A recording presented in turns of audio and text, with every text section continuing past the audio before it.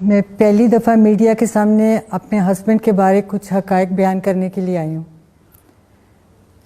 آج سے چند روز پیشتر مجھے پی آئی سی ہاسپٹل سے فون آیا، رات کے تقریباً 1:30 بجے میں سوئی ہوئی تھی اس وقت۔ اس فون کال پہ میں اٹھی، گھبرا کے میں نے پوچھا، پتہ چلا کہ جی ڈاکٹر صاحب بول رہے ہیں پی آئی سی سے، تو آپ کے ہسبینڈ کے بارے میں بات کرنی ہے۔ میں بڑی پریشان ہوئی، میں نے کہا وہ تو کیمپ جیل میں ہے، تو آپ ادھر سے کیسے بول رہے ہیں؟ انہوں نے بتایا نہیں، انہیں ایمرجنسی میں ہمارے پاس لایا گیا ہے کہ ان کی اچانک طبیعت خراب ہو گئی ہے، تو آپ میڈم جتنی جلدی ہو سکے ان کی ساری میڈیکل رپورٹس لے کر ہمارے پاس پہنچ جائیں۔ میں جیسے تیسے جلدی کر کے ہاسپٹل پہنچی۔ وہاں گیٹ پہ پولیس کی بہت بڑی نفری موجود تھی۔ میں نے ان سے ریکویسٹ کی کہ مجھے 2 منٹ کے لیے اندر جانے دیں، ملنے ان سے۔ 2 سے تیسرا منٹ میں نہیں لوں گی۔ میں نے اس پولیس والے کو کہا کہ میرے پاس گھڑی نہیں ہے، آپ کے پاس تو ہے، آپ اس پہ ٹائم نوٹ کر لیں۔ ان بیچاروں کے بھی منہ لٹکے ہوئے تھے، بڑی افسردہ حالت میں انہوں نے جواب دیا کہ میڈم ہم پرویز صاحب کی بہت عزت کرتے ہیں لیکن ہمیں اجازت نہیں ہے، ہم مجبور ہیں۔ میں نے کہا پھر بھی اندر پوچھ تو آئیں ایک دفعہ جا کے۔ ان میں سے 1-2 لوگ گئے، وہ پھر واپس آ کے کہتے ہیں نہیں میڈم اجازت نہیں ملے۔ بہرحال میں وہاں کوئی تقریباً 2-3-4 گھنٹے، مجھے ٹائم نہیں یاد کتنا ٹائم میں وہاں کھڑی رہی ہوں۔ تو اس کے بعد کوئی تقریباً 4:30-5 بجے یہ پرویز کو واپس لے گئے ادھر کیمپ جیل، ان کے انکمپلیٹ ٹیسٹوں کے ساتھ۔ اس چیز کی گواہی آپ کو پی آئی سی کے ڈاکٹر بھی دیں گے کہ ان کے ٹیسٹ کمپلیٹ نہیں ہونے دیے گئے۔ ڈاکٹرز نے روکنے کی کوشش کی لیکن وہ نہیں روکے گئے۔ اس کے بعد پھر دوسرے دن میں نے ملاقات کے لیے ٹرائی کیا، کافی ریکویسٹ روز کی جاتی تھی لیکن وہاں سے کوئی جواب نہیں ملتا تھا۔ پھر ایک دن یہ کہا گیا کہ ٹھیک ہے میڈم آپ کل آ جائیے گا اتنے بجے، ہم آپ کو ملوا دیں گے۔ جب میں وہاں گئی تو گاڑی میں یقین کریں کوئی 3 سے 4 گھنٹے تک مجھے بٹھایا گیا۔ کبھی ایک آتا تھا باہر کہ جی ابھی اوپر سے سر سے بات کر رہے ہیں، ابھی آپ کو ملا دیتے ہیں۔ پھر آتے تھے جی آدھے گھنٹے بعد ملائیں گے۔ پھر جی ابھی سر نے دوسری جگہ بات کرنی ہے، آپ میڈم تھوڑی دیر انتظار کریں۔ میں نے کہا میں بیٹھی ہوں، آپ میں رات تک بیٹھی رہوں گی، جب بھی آپ کہیں گے تو میں ادھر بیٹھی ہوں، کوئی فرق نہیں پڑے گا۔ اس سے پھر یہ ہوا کہ فائنلی آ کے انہوں نے مجھے کہا کہ نہیں آپ گھر چلی جائیں، وی آر سوری، ہم نہیں ملا سکتے۔ یہ مجھے ایگزیکٹ یاد نہیں کس دن کی بات ہے۔ اس کے بعد پھر میری آج صبح ملاقات ہوئی ہے ان سے۔ الحمدللہ آج جب میں ان سے ملی تو وہ فزیکلی تو مجھے کافی ویک نظر آئے ہیں، لیکن ان کا جو حوصلہ اور وہ اللہ پہ توکل مجھے ان کے نظر آیا، وہ میرے دل کو دیکھ کے کافی تسلی ہوئی کہ وہ مجھے یوں محسوس ہوا کہ اتنا ان کا توکل اللہ کی ذات پہ پہلے نہیں تھا جتنا اب اس جیل میں آنے کے بعد مجھے محسوس ہوا۔ جب میں نے ان سے پوچھا کہ اب آپ کیا سوچ رہے ہیں، تو اس پہ انہوں نے مجھے بتایا، میں سمجھنا چاہ رہی تھی کہ اس جسمانی اور ذہنی تشدد کے بعد اب ان کی اپنی ذاتی کیا سوچ ہے، وہ کیا چاہتے ہیں۔ اس پہ انہوں نے مجھے بتایا کہ میرا پہلے سٹینڈ اور پہلے جو میرا سٹانس تھا میں آج بھی اسی پہ قائم ہوں، میرا آج بھی وہی موقف ہے جو پہلے تھا، اور آج بھی اسی پہ قائم ہوں، اور انشاءاللہ تعالی آئندہ بھی میں اسی پہ قائم رہوں گا۔ یہ ساری فیملی کے لیے بھی میرا یہی پیغام ہے اور باقی لوگوں کے لیے بھی یہی ہے۔ اس پہ شکر ہے، میرے دل کو کافی تسلی ہوئی۔ لیکن جو انہوں نے مجھے جیل کے حالات بتائے وہ میں آپ سب کو بیان کرنا چاہتی ہوں کہ جو جیل میں، پنجاب کی ساری جیلوں میں جب مجھے پتہ چلا ہے کہ ہر قیدی کو، سی کلاس قیدی کو، وہ بھی سی کلاس میں ہے، کوئی اے بی کچھ نہیں ہے، کوئی بھی بندہ وہاں سے چیک کر سکتا ہے۔ جس کسی کو بھی میری اس بات پہ ذرا سا بھی شبہ شک ہوئے وہ وہاں سے بآسانی چیک کر سکتا ہے کہ میری اس بات میں کتنی سچائی ہے۔ اور سی کلاس سے مراد وہ ہے جو کہ پاکستان کے، پنجاب کے ہر شہری کو، سی کلاس والے کو جو سہولتیں میسر ہوتی ہیں ان کو وہ نہیں دی گئیں۔ میرا صرف یہ سوال ہے، میں یہ جاننا چاہتی ہوں، 77 ایئر ان کی ایج ہے، اس شخص کے ساتھ یہ ظالمانہ سلوک کس لیے کیا جا رہا ہے اور یہ جبر و استبداد کس وجہ سے؟ آخر ان کا قصور بتائیں، اتنا بڑا کیا قصور ہے؟ اور یہ ہماری سنوائی کیوں نہیں ہو رہی، اس کی کیا وجہ ہے؟ کہیں داد رسی نہیں ہو رہی۔ میں صرف اس وجہ سے سامنے آئی ہوں کہ اس چیز کا مجھے کہیں سے کوئی جواب تو دے کہ کیا وجہ ہے یہ سب چیز کے، کہ جو بنیادی حقوق ہیں عام شہری کے، ان کو عام شہری سمجھیں، عام قیدی سمجھیں، عام قیدی کے طور پہ تو ان کو سہولتیں ملنی چاہیے یا نہیں چاہیے؟ مجھے صرف اس چیز کا جواب چاہیے کہ یہ سب کس لیے ہے۔ اور شکر ہے اللہ کا، الحمدللہ ان کا توکل اللہ تعالیٰ کی ذات پہ مجھے دیکھ کے بہت خوشی ہوئی ہے کہ وہ ان کا بہت سٹرونگ ہے۔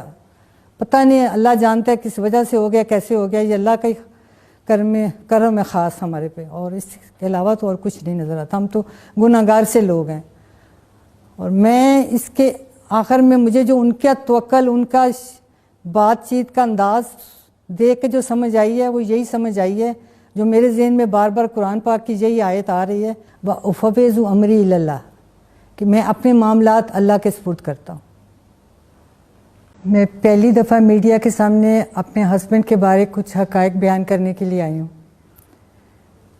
آج سے چند روز پیشتر مجھے پی آئی سی ہاسپٹل سے فون آیا، رات کے تقریباً 1:30 بجے، میں سوئی ہوئی تھی اس وقت۔ اس فون کال پہ میں اٹھی، گھبرا کے میں نے پوچھا، پتہ چلا کہ جی ڈاکٹر صاحب بول رہے ہیں پی آئی سی سے، تو آپ کے ہسبینڈ کے بارے میں بات کرنی ہے۔ میں بڑی پریشان ہوئی، میں نے کہا وہ تو کیمپ جیل میں ہے، تو آپ ادھر سے کیسے بول رہے ہیں؟ انہوں نے بتایا نہیں، انہیں ایمرجنسی میں ہمارے پاس لایا گیا ہے کہ ان کی اچانک طبیعت خراب ہو گئی ہے، تو آپ میڈم جتنی جلدی ہو سکے ان کی ساری میڈیکل رپورٹس لے کر ہمارے پاس پہنچ جائیں۔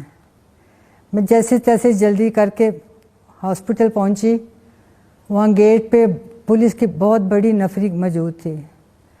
میں نے ان سے ریکویسٹ کی کہ مجھے 2 منٹ کے لیے اندر جانے دیں، ملنے ان سے۔ 2 سے تیسرا منٹ میں نہیں لوں گی۔ میں نے اس پولیس والے کو کہا کہ میرے پاس گھڑی نہیں ہے، آپ کے پاس تو ہے، آپ اس پہ ٹائم نوٹ کر لیں۔ ان بیچاروں کے بھی منہ لٹکے ہوئے تھے، بڑی افسردہ حالت میں انہوں نے جواب دیا کہ میڈم ہم پرویز صاحب کی بہت عزت کرتے ہیں لیکن ہمیں اجازت نہیں ہے، ہم مجبور ہیں۔ میں نے کہا پھر بھی اندر پوچھ تو آئیں ایک دفعہ جا کے۔ ان میں سے 1-2 لوگ گئے، وہ پھر واپس آ کے کہتے ہیں نہیں میڈم اجازت نہیں ملے۔ بہرحال میں وہاں کوئی تقریباً 2-3-4 گھنٹے، مجھے ٹائم نہیں یاد کتنا ٹائم میں وہاں کھڑی رہی ہوں۔ تو اس کے بعد کوئی تقریباً 4:30-5 بجے یہ پرویز کو واپس لے گئے ادھر کیمپ جیل، ان کے انکمپلیٹ ٹیسٹوں کے ساتھ۔ اس چیز کی گواہی آپ کو پی آئی سی کے ڈاکٹر بھی دیں گے کہ ان کے ٹیسٹ کمپلیٹ نہیں ہونے دیے گئے۔ ڈاکٹرز نے روکنے کی کوشش کی لیکن وہ نہیں روکے گئے۔ اس کے بعد پھر دوسرے دن میں نے ملاقات کے لیے ٹرائی کیا، کافی ریکویسٹ روز کی جاتی تھی لیکن وہاں سے کوئی جواب نہیں ملتا تھا۔ پھر ایک دن یہ کہا گیا کہ ٹھیک ہے میڈم آپ کل آ جائیے گا اتنے بجے، ہم آپ کو ملوا دیں گے۔ جب میں وہاں گئی تو گاڑی میں یقین کریں کوئی 3 سے 4 گھنٹے تک مجھے بٹھایا گیا۔